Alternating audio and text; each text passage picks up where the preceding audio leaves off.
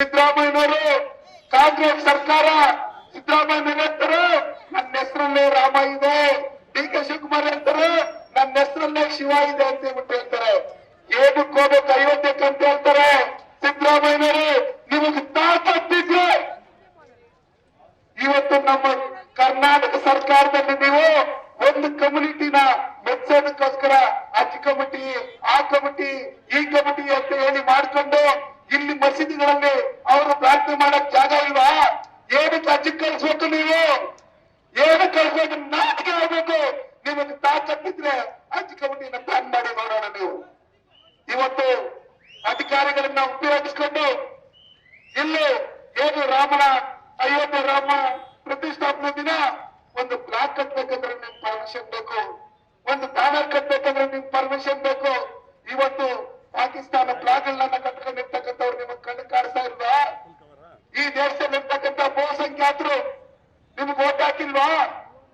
ನಾನ್ ನಿಮಗೆ ಕೇಳೋದಿಷ್ಟೇ, ಇವತ್ತು ನೀವು ಇಟಾಲಿ ಮೇಡಮ್ ಮೆಚ್ಚೋದಕ್ಕೋಸ್ಕರ ಇವತ್ತು ರೈತರಿಗೆ ಬರ ಏನು ಪರಿಹಾರ ಕೊಡದೆ ನೀವು ಬರೀ ಮುಸ್ಲಿಮ್ಸ್ ಅವ್ರಿಗೆ ಏನು ಮುಲ್ಲಾಗರು ಹೇಳಿದ್ರು ಅಂತ ಹೇಳಿ ಇವತ್ತು 1000 ಕೋಟಿ ಹಣ ಬಿಡುಗಡೆ ಮಾಡ್ತೀವಿ.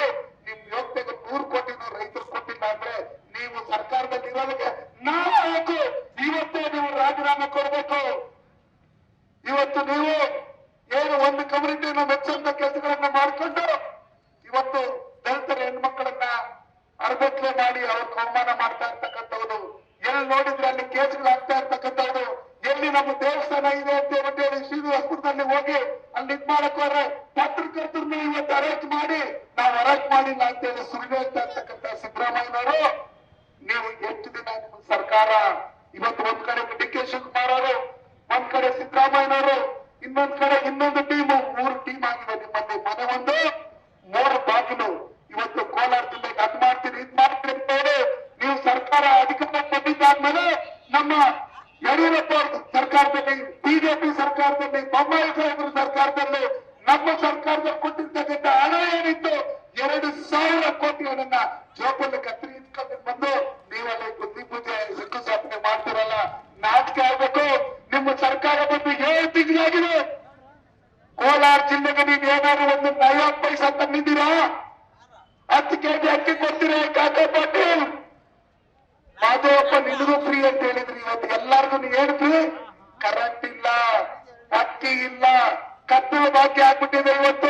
ಇವತ್ತು 5 ಗ್ಯಾರಂಟಿಗಳನ್ನ ಹೇಳಿ ಅಧಿಕಾರಕ್ಕೆ ಬಂದು ಜನಗಳಿಗೆ ಮೋಸ ಮಾಡಿರ್ತಕ್ಕಂಥ ಕಾಂಗ್ರೆಸ್ ಸರ್ಕಾರ ನೀವು ಹೆಚ್ಚಿಗೆ ದಿನ ಈ ರಾಜ್ಯನ 3 ತಿಂಗಳಲ್ಲಿ ಕರ್ನಾಟಕ ರಾಜ್ಯ ವಿರೋಧಿ ಸರ್ಕಾರ ಅಂತ ಹೇಳ್ಬಿಟ್ಟು ಹೇಳಿ ನೀವು ಹಣಪಟ್ಟಿಯನ್ನು ತಗೊಂಡಿದ್ದೀರಿ. ಅದಕ್ಕೋಸ್ಕರ ನಿಮಗೆ ನಮ್ಮ ಜನ ಎಲ್ಲ ಚೀಮಾರಿ ಆಗ್ತಾ ಇದ್ದಾರೆ. ಇವತ್ತು ಈ ಕರ್ನಾಟಕ ರಾಜ್ಯದಲ್ಲಿ ಇವತ್ತೇ ನಿಮಗೆ ತಾಕತ್ತಿದ್ರೆ ರಿಸಲ್ಟ್ ಕೊಡ್ರಿ. ಸಿದ್ದರಾಮಯ್ಯ ಚುನಾವಣೆ ನೀಡಿದೆ, ಅದೇ 150 ಸೀಟು ಭಾರತೀಯ ಜನತಾ ಪಾರ್ಟಿಗೆ ಬಂದು ನಿಮ್ಮನ್ನ ಪರ್ಮನೆಂಟ್ ಆಗಿ ಮನೆ ಕಳಿಸುವಂತ ಕೆಲಸಗಳನ್ನು ಮಾಡ್ತಾರೆ. ಅದಕ್ಕೆ ಉತ್ತರವಾಗಿ ಇವತ್ತೇನು ಉತ್ತರ ಭಾರತದಲ್ಲಿ ನಡೆದಂತ 5 ರಾಜ್ಯಗಳ ಚುನಾವಣೆಯಲ್ಲಿ ನಿಮ್ಮನ್ನ ಮನೆ ಕಳಿಸಿರ್ತಕ್ಕಂಥ ನೋಡಿದಿರಿ. ನೀವು IND ಹೈಕೋಟೆ ಏನಿದೆ ನಿಮ್ಮ ಆಲಿಬಾಬಾ ಚಾಲೆಂಜ್ ಚೋರ್ಸ್ ಅಂತ ಟೀಮು ಇವತ್ತು ಒಬ್ಬೊಬ್ಬರೇ ನಿಮ್ಮನ್ನ ಬಿಟ್ಟು ಹೋಗ್ತಾ ಇರ್ತಕ್ಕಂಥವ್ರು ನೋಡಿದ್ರೆ ನಿಮಗೆ ಭವಿಷ್ಯ ಇಲ್ಲ. ನೀವು ಇಟಾಲಿ ಮೇಡಮ್ ಮತ್ತೆ ಇಟಾಲಿ ಕಳಿಸ್ಬೇಕು. ಅಲ್ಲಿ ಬಿಟ್ಟು ಇದನ್ನಲ್ಲ ರಾಹುಲ್ ಗಾಂಧಿ ಅದನ್ನ ಕರ್ಕೊಂಡು ನೀವು ಎಲ್ಲೇ ಓಡಾಡಿದ್ರು ಅಲ್ಲೆಲ್ಲ ಪ್ಲಸ್ ಆಗಂತವ್ರು. ಎಲ್ಲಿ ನರೇಂದ್ರ ಮೋದಿ, ಎಲ್ಲಿ ರಾಹುಲ್ ಗಾಂಧಿ, ನಕಲಿ ಗಾಂಧಿಗಳು ನಿಂತ್ಕೊಂಡು ನೀವು ಓಡಾಡ್ತಾ ಇದ್ದೀರಿ. ಅದಕ್ಕೋಸ್ಕರ ನೀವು ರಾಜೀನಾಮೆ ಕೊಡಬೇಕು. ರೈತರನ್ನ, ಮಹಿಳೆಯರನ್ನ, ದಲಿತರನ್ನ ಎಲ್ಲರನ್ನು ಕ್ಷಮೆ ಕೇಳಬೇಕು.